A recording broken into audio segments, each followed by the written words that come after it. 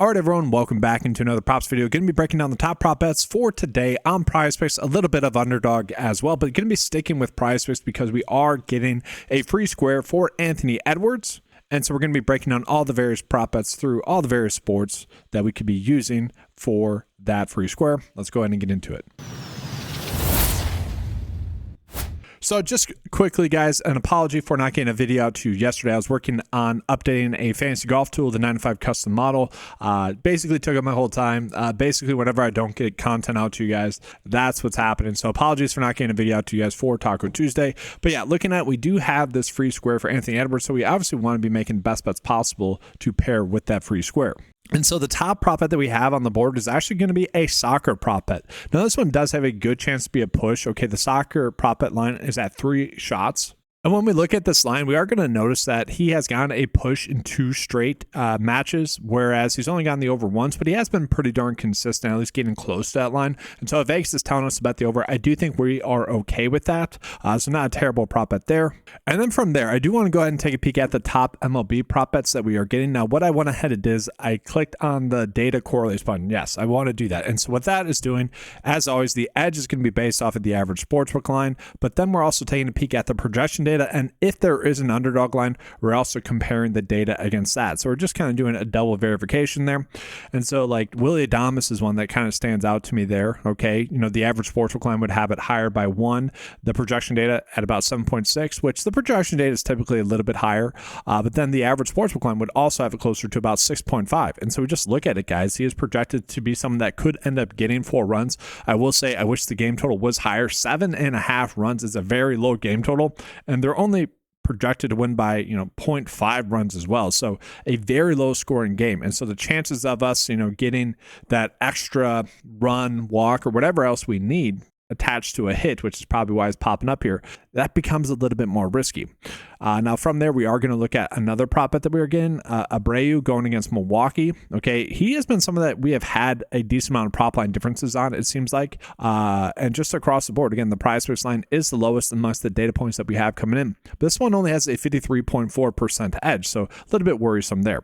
And so when we're looking at it, we probably are getting maybe junior here, but the issue that I'm having is that we are not getting high run totals really at all, which to me is concerning. So let's go ahead and click off of the data correlates. And what we're going to notice is that from that point, we are being kind of told to bet on a lot of unders as well. Now, again, the projection data is always going to be naturally pretty high.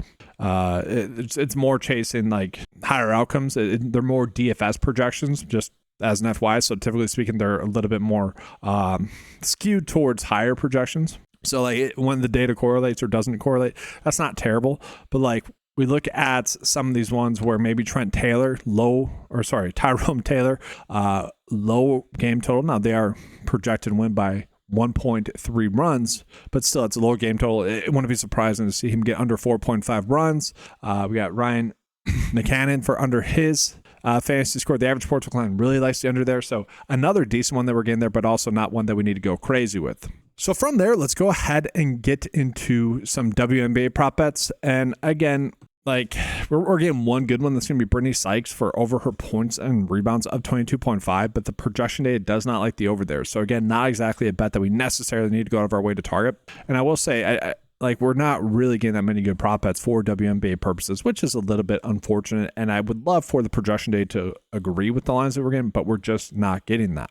And so we go ahead now and take a peek at the NBA prop bets that we're getting. And again, it's a very limited board. We're not getting one bet that would be considered a good bet. The closest one that we have is Siakam to get under his fantasy score. That's the best bet that we have. And so it's a very, very tight board that we have for today. Okay, so with that being said, we are probably just chasing most of these MLB prop bets that we are getting here. And we just kind of have to deal with it, right? I wish we were getting better bets, especially compared to underdog, just as what it is there. So while we're doing that, I do want to get back into some of the MLB prop bets that we have. Okay, and just looking at some pitcher prop bets because we are getting like a few here. Okay, so we got Severino for under his fantasy score on PrizePicks. Not a big edge, only 52% likelihood to hit. But we look at the underdog line, the projection line, the average sportsbook line, all those are lower. And so maybe you could pair that up with some other bets that you are potentially chasing.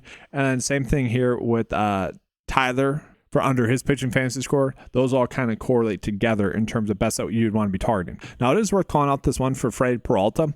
On Underdog, you could be betting the over just compared to the average sportsbook line. Their line's a little bit too low there as well. So getting into the bet of the day, guys, because a lot of the MLB games will be starting by the time I get this video out, which is very annoying. I'm going to give you guys a 2-slip bet. So we got the soccer bet, and then we have this MLB prop bet.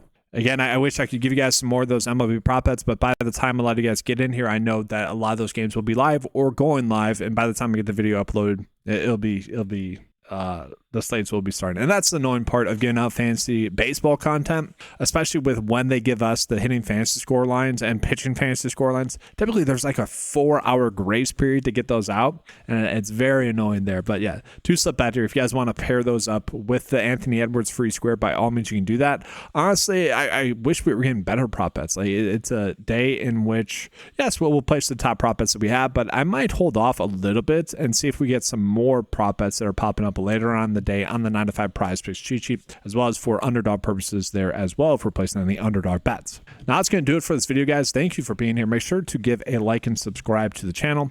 That's going to be all. Appreciate you being here. Good luck, and as always, let's keep cashing.